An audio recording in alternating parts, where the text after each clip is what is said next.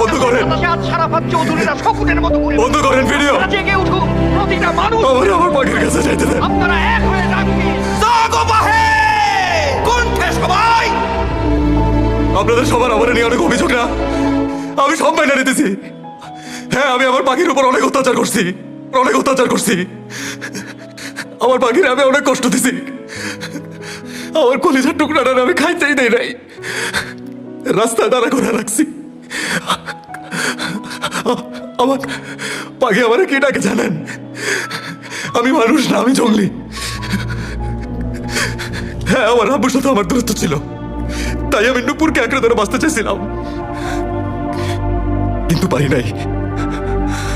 পাখি আমার জীবনে তিথির আইনে দিছে, পরিবার চিনতে শিখাইছে। বাবা মা সবার ভালোবাসা আমাকে পাখি দিচ্ছে, কিন্তু আমি আমার বাচ্চাটাকে কি দিতে পারছি? কিচ্ছু না, কিছুই করতে পারি নাই। আপনাদের আইনের দৃষ্টিতে আমি আদর্শ বাবা হওয়ার যোগ্য না, কিন্তু একটা কথা বিশ্বাস করেন, আমার ভালোবাসা দিয়া, আমার আদর দিয়া আমি বাকির সব আবদার মিটাই দিব। অবজেকশন এর অনার, এই জঘন্য লোকটা ন্যায় বিচারের জায়গায় দাঁড়িয়ে বারবার আদালতকে বিভ্রান্ত করার চেষ্টা করছে। লার্নেট, আপনি অনেকক্ষণ বলেছেন, এবার ওকে বলতে দিন।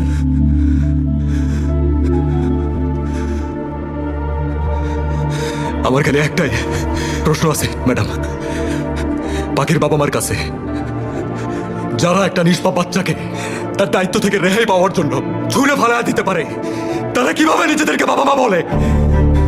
আপনারা পাখির বাবা মা, আপনারা পাখির বাবা মা, নিজেদের বাবা মা বলতে আপনাদের লজ্জা করে না? আরে সারাফাতের মতো মানুষ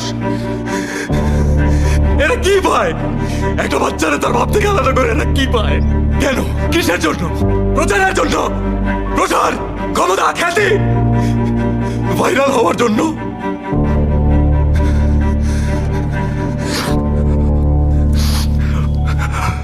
ম্যাডাম,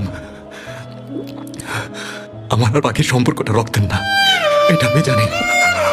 তবে আমি এটাও জানি, পাখি আমার মেয়ে আর আমি ওর বাবা,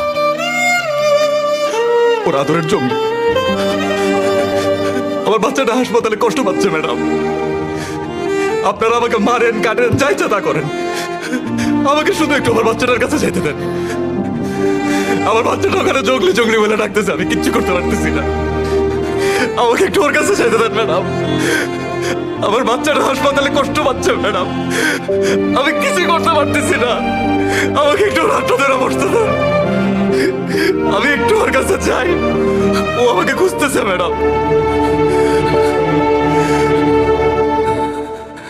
আমাকে তো জঙ্গলি বানাইছে মানুষ, কিন্তু মানুষ বানাইছে পাখি। কিন্তু আপনাদের সবাই দেখে মনে হইতেছে এই মানুষ ছবি অমানুষগুলোর ভিড়ে আমি জঙ্গলিই ভালো, আমি জঙ্গলিই ভালো, আমি জঙ্গলিই ভালো, আমি জঙ্গলি ভালো, আমি জঙ্গলি ভালো। ব্যাড প্যারেন্টিং একজন মানুষকে ভুল পথে পরিচালিত করতে পারে। মেহেদী হাসান জনের ক্ষেত্রেও তাই হয়েছে। আর গুড প্যারেন্টিং পারে একটা মৃতপ্রায় পাখিকে নতুন ডানা দিতে। শুধু সন্তান জন্ম দিলেই যে বাবা মা হওয়া যায় না, সেটা যেন জনি আজকে আমাদেরকে নতুন করে উপলব্ধি করালো। শুধু একজন বিচারক হিসেবে নয়, একজন মা হিসাবেও আমার মনে হয়েছে যে জনির মতো করে যদি সবাই ভাবতে পারতো, তাহলে এই পৃথিবীটা শিশুদের জন্য অনেক সুন্দর হতো।